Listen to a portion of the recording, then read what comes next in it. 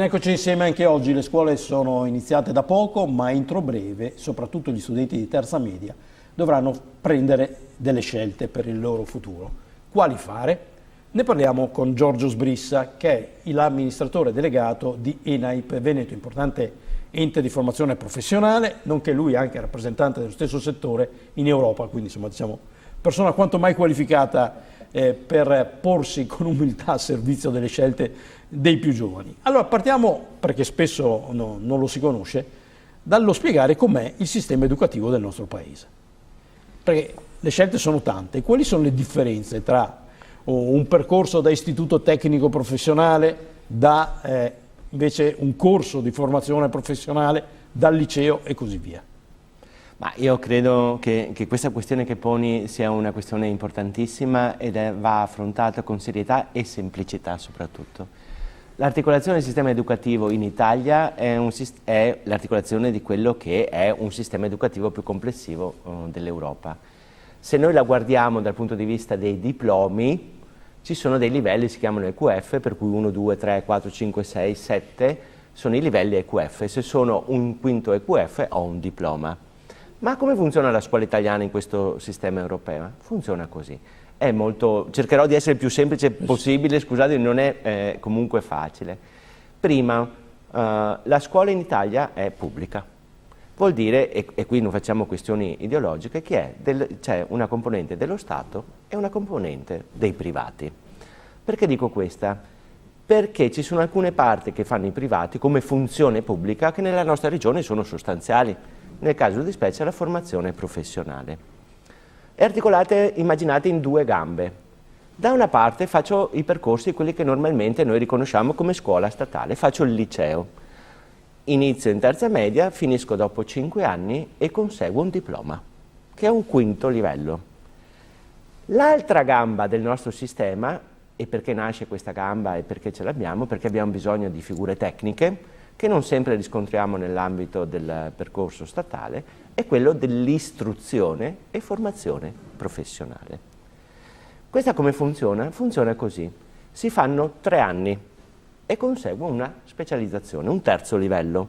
Poi faccio, e quasi tutti i ragazzi lo fanno, moltissimi, il quarto anno e conseguo un diploma. Poi in Italia posso fare ulteriori 2 strade, la cosa si complica. E quali sono le strade che posso fare? Sono sostanzialmente 2. Una si chiama ITS, una IFTS. Scusatemi, non sono stato io a scegliere queste cose, io avrei scelto alfa e beta, ma da noi tutte queste sigle. Uno è un percorso ITS di istruzione tecnica superiore. Che cosa vuol dire rispetto al discorso che dicevo prima? Che con un percorso di istruzione tecnica superiore conseguo sostanzialmente un quinto livello, come avessi fatto 5 anni di liceo.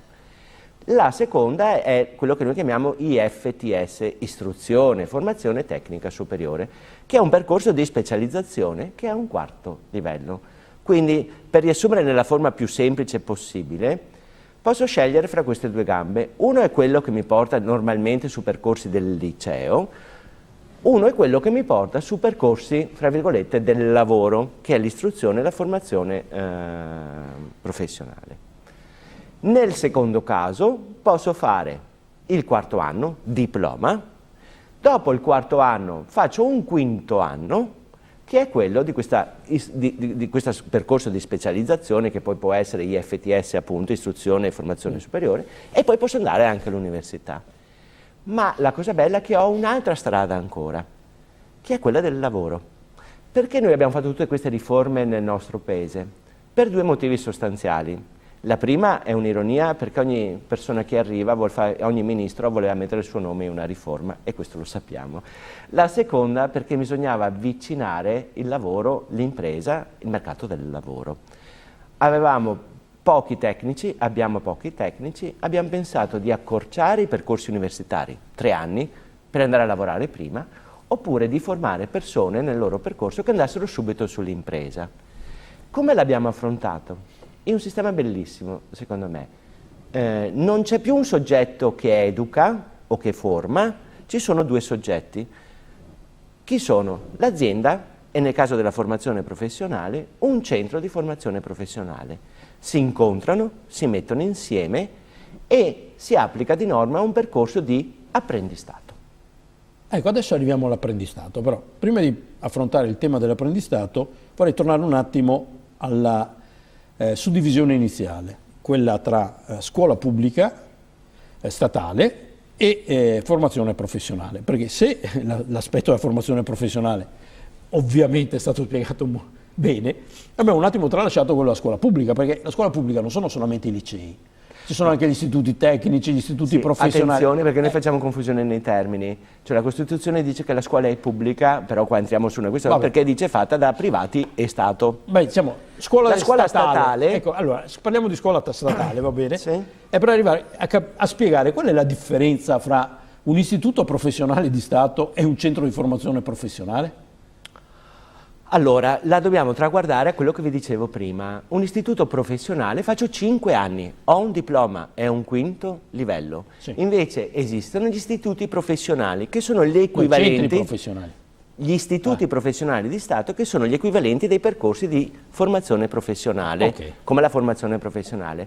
Tenete conto che la nostra scuola, io sono uno che difende sempre le istituzioni, comunque per me, è un mio ragionamento, resta e lo è stato per molto tempo una delle scuole migliori al mondo.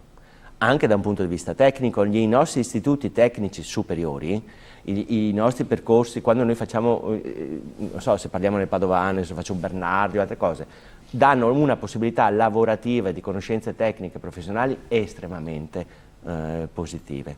Anche uno scenario che sta cambiando. Però posso fare percorsi tecnici nella scuola dello Stato con gli istituti tecnici superiori. Alla fine, nel primo percorso, invece, nei 5 anni, con gli istituti tecnici, quelli che noi conosciamo qui, con i nomi, il Rossi a Vicenza, appunto il Bernardi a Padova, questi sono percorsi di 5 anni, conseguo un diploma alla fine. Non so se sono riuscito a stare semplice e chiaro, perché tenderei perché la cosa è un po' più articolata. Mettiamola così, posso fare un percorso nella scuola di Stato come il liceo o con l'istituto tecnico. Ma il liceo lo capiamo bene. Cioè, esatto. Il liceo è altra cosa rispetto alla formazione professionale. Poi l'istituto tecnico la confusione nasce tra l'istituto professionale di Stato e il centro di formazione professionale. Perché dividetelo diversamente, immaginate due mondi, ok? Da una parte ho una gamba, che è indirizzata poi a fare anche percorsi di ambito universitario nella nostra cultura. Dall'altra parte quella che porta al lavoro. Vocata di più al lavoro, quella che è portata al lavoro. Anche se poi, volendo, si può andare all'università anche attraverso la formazione professionale. Attraverso la formazione professionale faccio 4 anni, faccio il diploma, poi faccio un IFTS, poi faccio un ITS, che sono gli istituti tecnici superiori. La nostra regione sta facendo anche un percorso fantastico, fa dei poli. Qual è il senso del polo? Sono dei poli formativi dove si mettono insieme la scuola di Stato, l'università, gli enti di formazione per dare al territorio le risposte migliori possibili. Però tornando in una suddivisione macro, da una parte ho quello che è un percorso di diploma di 5 anni e da un'altra parte ho un percorso che porta naturalmente al 4º anno, che è un diploma, quello della formazione, istruzione e formazione, dove ci sono dentro anche lo Stato con gli istituti professionali, però faccio normalmente 3 anni più 1, che è il 4º anno, diploma. Dopo, se voglio andare all'università, faccio un IFTS e poi vado all'università. Ma la cosa interessante è un'altra. Di queste due gambe, se io scelgo quella del lavoro, è vero che è il lavoro perché io posso conseguire la specializzazione o il diploma andando a lavorare. E siamo all'apprendistato. Ed è l'apprendistato. Cos'è l'apprendistato?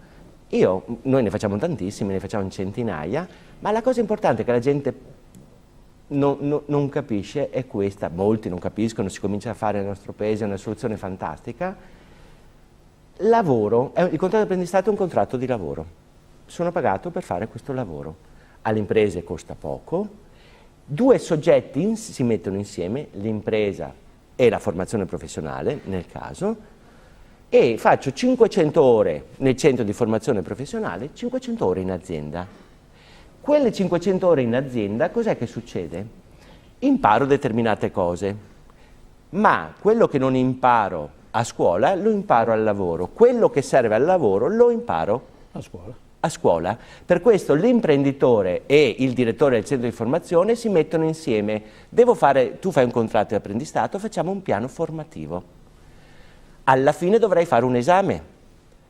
Queste cose le studi a scuola e le studi al lavoro, mettiamola così, le applichi poi al lavoro. 500 ore, 500 ore, ma alla fine di questo quarto anno, fatto così, ho il diploma. Conseguo un diploma. L'apprendista viene retribuito regolarmente? L'apprendista viene retribuito regolarmente, sicuramente prende meno soldi di quello che, insomma, è un contratto per dove... imparare. Certamente se fa 500 ore di lavoro e 500 ore a scuola, le 500 ore a scuola non è che guadagna niente, le 500 ore al lavoro guadagna meno di un altro. L'impresa gli interessa perché? Perché guardiamolo dal punto di vista, oltre delle famiglie e dei ragazzi, guardiamo l'impresa. Noi pensiamo sempre che l'impresa spende meno soldi, certo, spende 40-45% in meno avere un apprendista, questo è il numero. Ma c'è un'altra cosa importante, seleziona le persone, per cui si prende una persona, lo può valutare nel percorso, sin da quando è giovane, e poi se è bravo se lo tiene. Ha un'altra cosa interessantissima, lo forma in funzione di quello che deve fare all'interno dell'azienda e lo forma insieme alla scuola, al centro di formazione professionale. Questa è un'altra cosa importante. Poi l'apprendista ha la possibilità di continuare nella scuola, continua il contratto di apprendistato, perché i contratti di apprendistato sono di primo livello, secondo livello, terzo livello. In un primo livello conseguo un titolo di studio, in un terzo livello un titolo di studio più alto. Faccio un contratto di apprendistato di un anno, facciamo finta, finito questo ho conseguito il diploma, posso fare un altro per andare ancora più in alto. Questo si chiama sistema duale. Questo insieme noi chiamiamo sistema duale, poi ci sono altri aspetti, c'è l'alternanza, ma lo chiamiamo sistema duale perché? Perché due soggetti si mettono insieme e fanno un piccolo sistema educativo. Prima era solo la scuola come centro di formazione che pensava di avere come formare le persone. Oggi due soggetti partecipano insieme. Bene. Speriamo per il bene della collettività e del ragazzo, ma di norma insomma è così. Funziona. Guardate, se noi guardiamo il dato, sono tutti occupati. Bene. Quelli che fanno questi percorsi. Quindi il dato è positivo. Intanto speriamo di averlo spiegato a chi ci ha ascoltato. L'impegno è stato di Giorgio Sbrissa, che è l'amministratore unico di ENAIP Veneto, importante ente di formazione professionale. Ciò che è necessario sottolineare è che nel momento della scelta comunque ci sono due gambe, come sono state chiamate, quella della scuola statale o quella della formazione professionale. Grazie, alla prossima.